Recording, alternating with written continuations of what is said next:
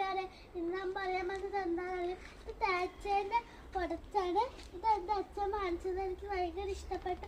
നിങ്ങൾ ഏത് കുടച്ച ഉപയോഗിക്കാണ്? തേച്ചമ്മൻ്റെ നല്ലതാണ്.